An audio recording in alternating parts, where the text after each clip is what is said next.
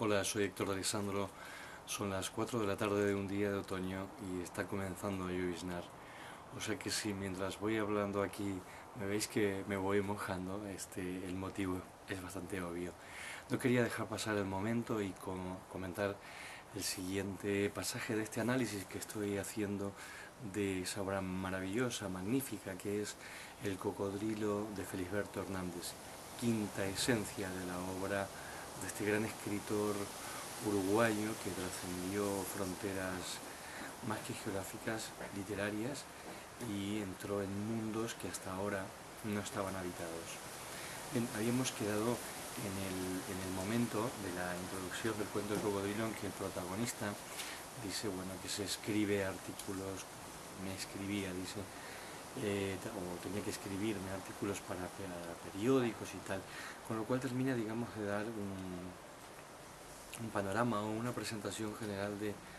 cuál es su situación dentro del contexto general del mundo ese imaginario construido en el cual él se va a desempeñar, a desenvolver. Los siguientes,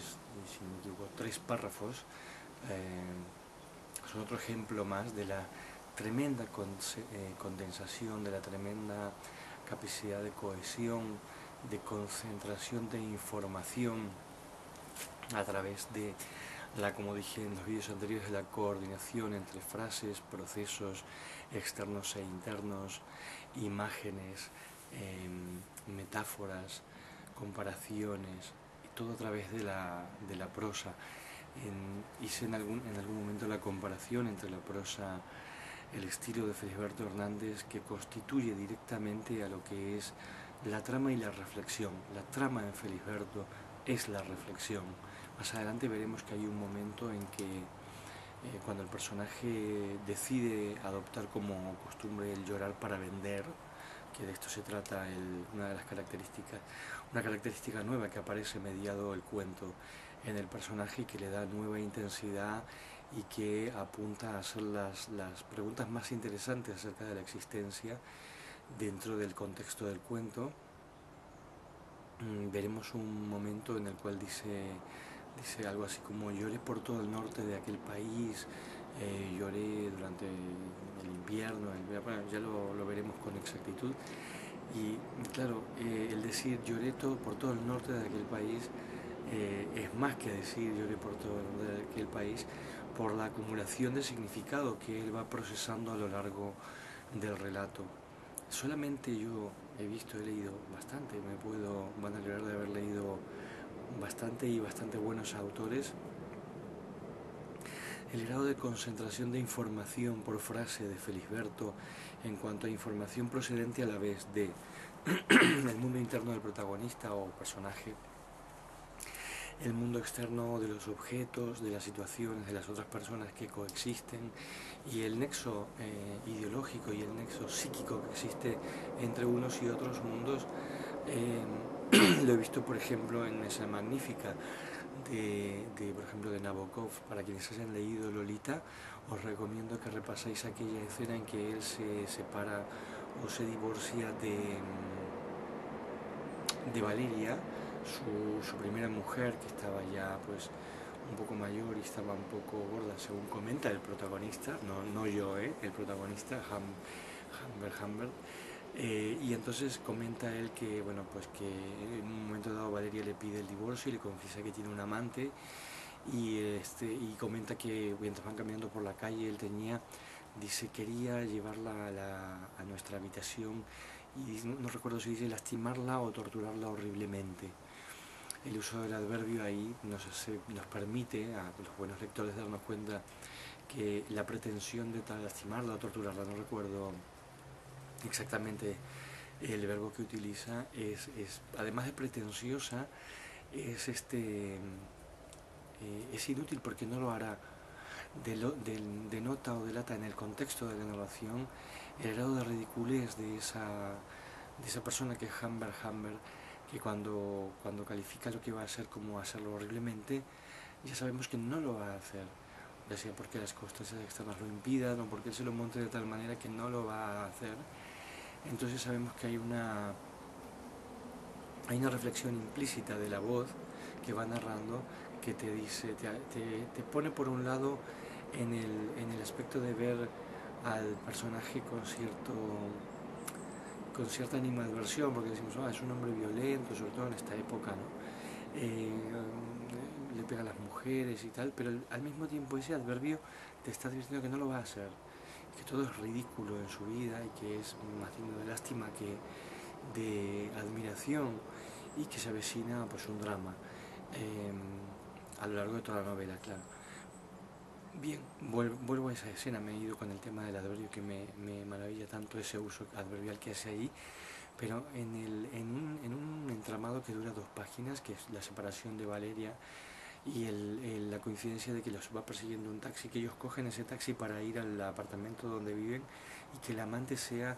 el taxista, que resulta ser un oficial, un general, si no me equivoco, un general ruso blanco, también refugiado o emigrado en París, y es un militar taxista, un general taxista, y él dice cosas como aquel hombre que tenía aquel oficio de necios.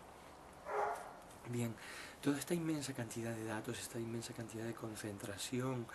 de la manera de pensar del protagonista, ese Hamber, pensar que en el momento en que él dice aquel hombre con aquel oficio de necios, ya está clasificando él su mundo, está haciendo un poco como decía Felisberto Hernández a través de su narrador del Cocodrilo, que se llamará finalmente El Cocodrilo. No tiene nombre, adquiere el nombre porque a alguien le grita en un concierto Cocodrilo, porque se supone que lo consideran alguien que llora fríamente, llora sin sentirlo realmente. Y hay un momento en que dice, que ya lo comentamos antes, que si la gente imaginara lo feliz que es él a solas, recreándose en las imágenes que él captura con la visión en la calle y en las casas, y que se las lleva al hogar,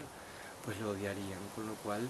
determina con exactitud que hay un mundo de felicidad interna y un mundo externo de odio hacia las personas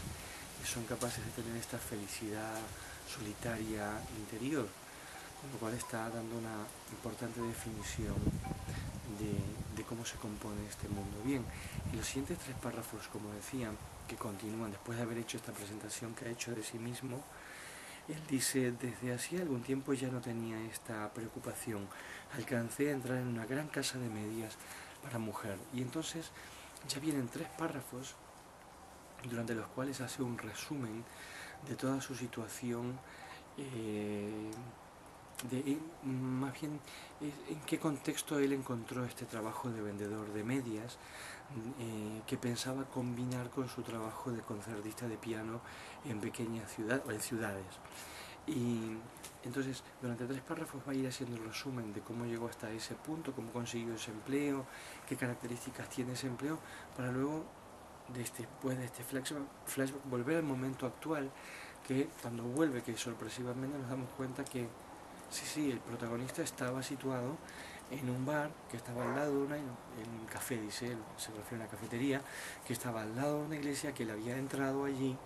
a sentarse en una mesa del fondo y a pensar en su vida. Entonces resume toda la situación, por momentos graciosa, está el detalle muy, muy cómico, muy gracioso, o al menos simpático, de cómo consiguió el trabajo en la empresa de medias Ilusión, participando en el concurso del eslogan de la empresa, y su eslogan era ¿quién no acaricia hoy una media ilusión?, jugando con el doble juego de palabras, y cómo de esta manera consiguió ese trabajo. Bien, la situación del protagonista en el contexto que describe durante estos 3 párrafos es una situación que pone también una cuota, siempre hay una cuota de tensión dramática, de algo así como de esta situación es inestable. Bueno, toda narración se basa en un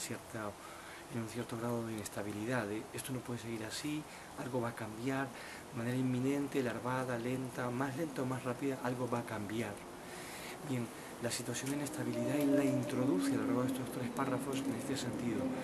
de que se ha dado cuenta de que vender medias, al igual que colocar, como dice él, con un verbo despectivo hacia su propia labor de pianista, es tan difícil vender medias como colocar conciertos de piano. y explica por qué. Y da una descripción del pueblo muy interesante, donde va a buscar a una persona a un club que puede ayudarlo a montar un concierto, pero se enfada con él porque hay un muerto en el pueblo, está, digamos, medio pueblo de luto, etc. El caso es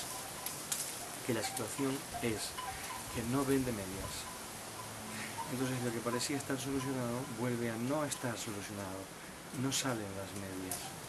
Y entonces el personaje está en una actitud, digamos, de resignación, esperando a que la casa central, la empresa de medias, le corte lo que él llama los viáticos, el pago que le hacen de gastos por trasladarse de un lugar a otro y algunas dietas que le darán para, supongo, alimentación, no lo especifica. Él está en espera,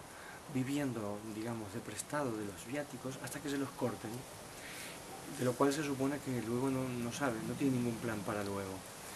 Y entonces cuando redondea la acción de que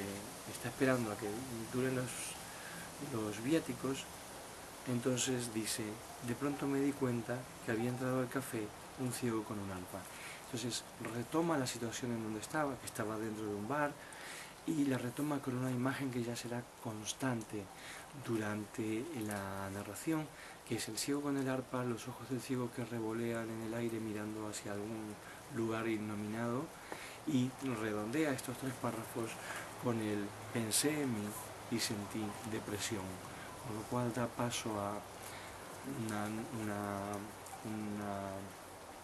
un nuevo estadio en su aventura existencial, y la siguiente escena ya será en la típica habitación de pensión o de hotel en que transcurren bastantes de los momentos de esta narración y de otras de Felisberto Hernández. Continuamos próximamente en otro vídeo analizando esta estupenda, esta magnífica obra que es El cocodrilo de Felisberto Hernández. Muchas gracias.